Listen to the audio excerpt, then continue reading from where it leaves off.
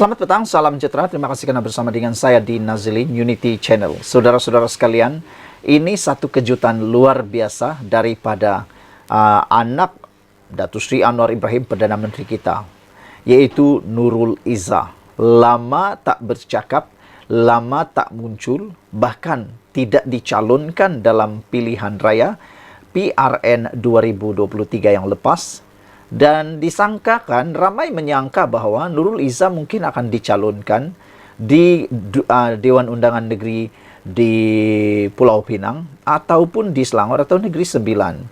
Namun demikian, apa yang berlaku tidak dicalonkan. Kenapa?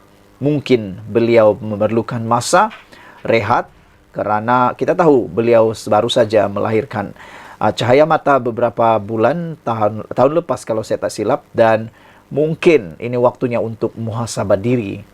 Walau bagaimanapun, kita memang menanti apa yang mahu dikatakan atau apa ulasan komen daripada Nurul Izzah apabila PRN selesai. Sebab kita tahu Nurul Izzah mempunyai aura yang sama seperti bapaknya, yaitu Anwar Ibrahim. Beliau mempunyai credibility, aura dan integriti yang hampir sama seperti Anwar Ibrahim. Dan saya tidak hairan dan saya pun tak akan terkejut kalau satu hari nanti Nurul Izzah boleh menjadi Perdana Menteri wanita pertama di Malaysia. Dan kita akan berbangga kalau itu yang berlaku, kerana kita juga meyakini bahawa wanita boleh membawa Malaysia satu tingkat lebih maju lagi. Naib Presiden PKR Nurul Izzah Anwar baru-baru ini menyarankan kerajaan agar segera menambah baik komunikasi kerajaan dalam menyampaikan maklumat kepada rakyat. Sesuai dengan kebimbangan Nurul Izzah, aspek komunikasi adalah perkara nombor satu perlu segera dirombak. Ini amat diperlukan menurut Sabudin.com. Katanya, perkara itu perlu dilakukan selain untuk mendepani serta melawan politik ekstremisme dan rasuah yang terus menyengat. Ia juga perlu dalam usaha untuk melaksana agenda reformasi, memastikan ekonomi rakyat bertambah baik, mendekati dan menjiwai anak muda serta pengundi wanita, kata Nurul Izzah. Saya menyertai korus desakan agar agensi komunikasi kerajaan diperkukuh supaya inisiatif kejayaan dan usaha murni kerajaan perpaduan sampai terus kepada rakyat. Jangan lupa, pertarungan akan tiba lagi nanti, maka usaha memenangi hati dan mendengar denyut jantung rakyat harus berjalan terus, katanya dalam catatan di Instagram. Sebagaimana banyak pihak sudah bercakap bahawa antara punca keputusan tidak memberangsangkan dicapai PHBN dalam PRN baru-baru ini adalah kelemahan komunikasi, penerangan dan penyampaian maklumat kepada rakyat. Nurul Izzah juga nampaknya sedar hakikat tersebut. Seiring dengan saranan serta kesedaran Nurul Izzah ini, saya ingin berkongsi pengalaman yang tanpa sengaja saya lalui sehari sebelum pengundian PRN baru-baru ini. Ketika menghadiri sebuah jamuan di rumah seorang kenalan pada Jumaat malam 11 Ogos lalu, sekumpulan orang antara 6 atau 7 orang yang duduk semeja dengan saya berbual-bual tentang pengundian yang akan berlangsung pada esok harinya. Seorang daripada mereka berkata, harapannya ialah mahu melihat keputusan PRN itu nanti mampu menjatuhkan kerajaan perpaduan pimpinan Anwar Ibrahim. Mereka yang lain yang mendengar kata-kata itu nampaknya bersetuju dengan perkara itu dan mengangguk-angguk sambil menikmati makanan yang dihidangkan. Saya kemudian menyampuk dengan mengatakan PRN ini hanya pilihan raya peringkat negeri dan tidak mungkin atau tidak mampu menukar kedudukan kerajaan di kerajaan pusat atau peringkat pusat, biar apa sekalipun keputusannya. Seorang yang lain pula berkata, masalah utama PH ialah mereka tidak ternampak berbuat apa-apa sejak 8 bulan memegang kuasa.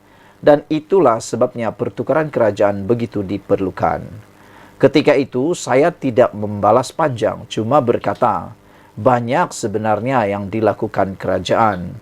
Walaupun panjang lagi perbualan di meja makan selepas itu, Tetapi kata-kata PH tidak ternampak berbuat apa-apa sejak 8 bulan memegang kuasa amat membekas dalam fikiran saya. Diikuti pula sepanjang di meja makan itu, kegairahan mereka berbual akhirnya melihat kerajaan perpaduan dijatuhkan begitu bersemarak sekali. Sejak itu saya sering berpikir, kenapa masih ada yang sampai tidak nampak apa yang dilakukan oleh kerajaan untuk rakyat sejak 8 bulan lalu? Apakah mereka memang sedia membenci PH atau Anwar, lalu menutup mata dan telinga kepada apa juga maklumat yang diterima? Apapun keadaannya yang nyata, inilah satu petanda lemahnya komunikasi dan sistem penyampaian maklumat daripada kerajaan kepada rakyat. Kalau maklumat sampai kepada mereka, tidak mungkin ada seseorang yang waras, akal dan berakal tergamak untuk berkata, PH tidak nampak berbuat apa-apa secara terbuka, walhal banyak sekali kebaikan di depan mata telah dilakukan oleh kerajaan perpaduan ini. Sama ada mereka membenci PH, tidak menonton televisyen, tidak membaca akhbar atau tidak memiliki akaun media sosial, sepatutnya mesti ada kaedah bagaimana sesuatu maklumat dan kebaikan kerajaan dapat disampaikan kepada rakyat. Jika maklumat tentang tarik puasa atau hari raya boleh sampai kepada rakyat, tak kira walau di mana mereka berada, tidak ada sebab kebaikan kerajaan atau jawapan kepada fitnah-fitnah tidak boleh disampaikan. Bukankah kerajaan ada pelbagai saluran media, daripada televisyen, radio, akhbar, portal berita, media sosial, dan pelbagai lagi. Selain itu, ada pula pelbagai jentera parti berkaitan komunikasi dan penerangan, di mana semua itu dalam membantu kerajaan. Ringkas cerita, susulan serangan berpenjangan kepada kerajaan perpaduan sejak 8 bulan lalu diikuti keputusan PRN 6 negeri baru-baru ini. Jika ia merupakan wake-up call agar segera bangun dan berlari untuk bekerja, maka perubahan dan rombakan yang paling awal wajib dilakukan ialah berkaitan komunikasi, penyampaian maklumat, dan menjawab segala macam fitnah yang bertebaran. Dalam konteks komunikasi tersebut, mereka yang sedia ada daripada yang berjawatan menteri, ketua agensi, ketua pengarah, dan lain-lainnya, semua itu harus segera diperbaiki, ditukar, diganti, atau dipecat, mengikut keperluan dan kesesuaian, asal Anwar dapat dielakkan daripada ditumbangkan.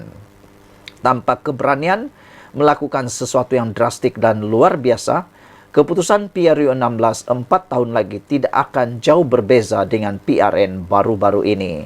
Ditulis oleh Sabudin Hussein, 19 Ogos 2023. Sekian dulu untuk kali ini. Jangan lupa tinggalkan komen Anda, tekan butang subscribe. Kita jumpa lagi. Bye-bye.